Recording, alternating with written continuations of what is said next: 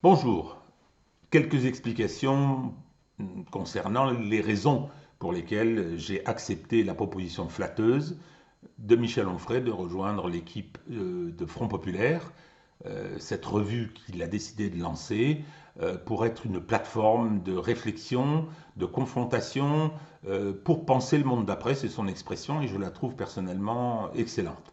Il y a trois raisons à cette acceptation. La première, c'est Michel Onfray lui-même.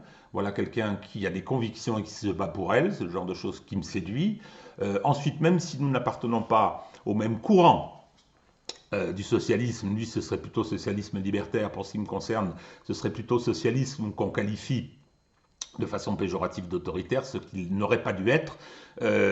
Disons qu'il est marxiste. Par conséquent, nous avons des divergences d'approche, pas seulement celle-là d'ailleurs, mais nous avons beaucoup de convergences. Et l'idée de mener le combat à ses côtés, avec lui, me séduit et me semble être quelque chose d'utile. La deuxième raison, c'est le moment. Le moment, nous savons que nous sommes dirigés, la France est dirigée par un pouvoir illégitime, enfin c'est ma conviction, arrivé par effraction grâce à des opérations en grande partie illégales, un complot judiciaire, oui, oui, des élections où les règles n'ont pas été respectées, et un exercice d'ailleurs illégitime de ce pouvoir aussi. Et on vient de constater que celui-ci a provoqué presque 3 ans de lutte sociale, avec la loi sur la retraite finalement, et vient de faire en plus la démonstration face à la catastrophe de la pandémie Covid. C'est le corona qui en est le responsable premier, mais malheureusement, nous avons dû subir l'incompétence, le dogmatisme, la corruption d'une classe au pouvoir qui a été incapable de traiter ce problème comme il aurait dû et qui par conséquent a aggravé le dommage. Or, la conséquence de tout ça, de cette crise qui révèle toutes les crises, qui a fait apparaître à quel point le roi était nu, la conséquence, c'est qu'il faudra changer. Le grand vaisseau du néolibéralisme mondialisé est à l'arrêt, ce qui est un événement tout à fait stupéfiant au plan planétaire.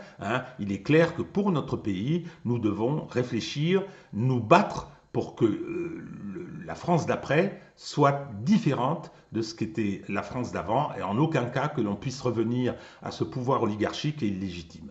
Ça, c'était ma deuxième raison. Ma troisième raison, c'est les formes que Michel entend donner à ce combat. Il y en aura plein d'autres, elle n'est exclusive d'aucune autre, il y aura des formes de partis, des formes d'autres mouvements qui se mettront en place, mais celle qu'il propose, grâce à sa légitimité propre et les moyens qu'il entend mettre au service de cette cause, eh bien je pense que c'est quelque chose de tout à fait intéressant. Il y aura des confrontations, il y aura des différences d'approche. L'idée, j'aime beaucoup cette phrase, penser le monde d'après, est tout à fait essentielle. Et bien évidemment, il y a des gens de plusieurs horizons qui viendront. Moi, le mien, il est double.